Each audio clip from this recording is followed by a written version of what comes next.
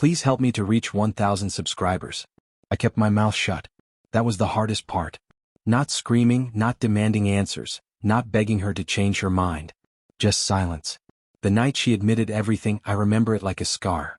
Her eyes weren't the same ones I had fallen in love with. They were full of shame, but also something empty, distant. As if she had already left me long before her confession and was simply giving me the final update. She said, "It just happened." Flat. Emotionless. Like cheating is a slip. Like you accidentally fall into someone else's bed. I didn't respond. Didn't twitch. Didn't cry. I just stared at her like she was a stranger. Because in that moment she was. The girl I once loved. The one I imagined a whole future with. She disappeared the second she shattered what we built. She kept talking, drowning the room with reasons and explanations. I was confused. I didn't think it would go that far. He made me feel noticed. None of it mattered. Not to me. Because I had noticed her too. Every day. Every moment. I stayed. I listened. I chose her, through every doubt, every storm, every fragile moment. And she still picked someone else.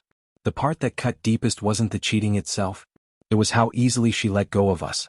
Like our years together were disposable. Like I was just a paragraph she regretted writing. When she asked if we could stay friends, I finally spoke. The only thing I could manage. I hope he was worth it. Then I walked away. No dramatic exit. No angry revenge. Just a quiet ending. The months after were silent too. People talk about heartbreak like it's loud. Crying, yelling, smashing things. But the real agony is quiet. It's sitting alone in your room wondering if you ever mattered. Wondering if the love she gave you was real or just convenience. Wondering if you ignored the warning signs because love blinds you. I didn't block her. Didn't erase her from my phone. But I never contacted her. Not a single time. And she never reached out either. That told me everything. I moved. Got a new job. Started going to the gym. At first it was all distraction. But slowly it became growth. Slow healing. Uneven healing. But healing. Piece by piece. Through quiet mornings, lonely nights, journaling, long walks without headphones and staring at myself in the mirror whispering, "You're going to be okay." Then exactly 1 year later someone knocked on my door. A calm Sunday afternoon. I wasn't expecting anyone. I opened the door and it was her. Hair tied back, face pale, eyes swollen. And in her hands, a wedding dress.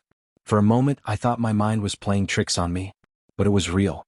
She stepped in without asking and held that dress like it was made of lead. "I couldn't do it," she said, her voice shaking. "I was supposed to get married today."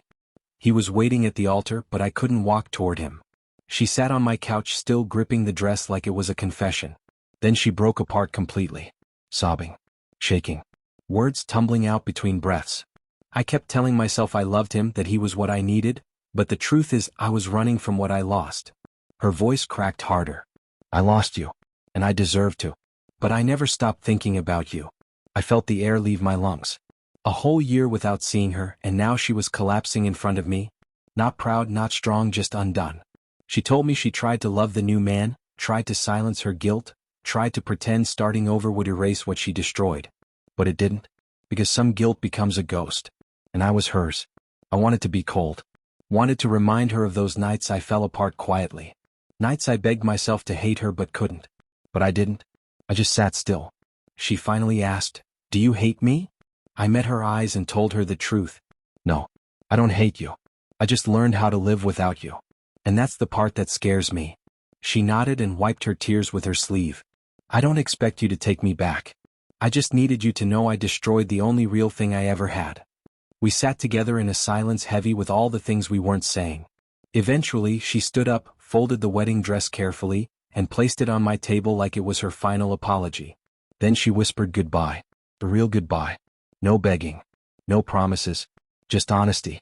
When she walked out again, it didn't hurt. It didn't break me. Because I wasn't the same desperate man who once needed her to stay to feel whole. That night, I sat alone on the same couch in the same quiet apartment.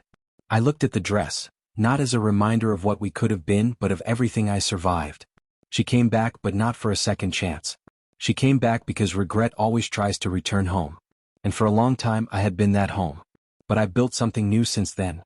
A steady kind of peace. A life that doesn't depend on someone else's love to stand. I don't know where she is now. I don't know if she ever wore that dress for another man. And I don't need to know. Because I stayed quiet when everything inside me was breaking. And that silence became my shield, my strength.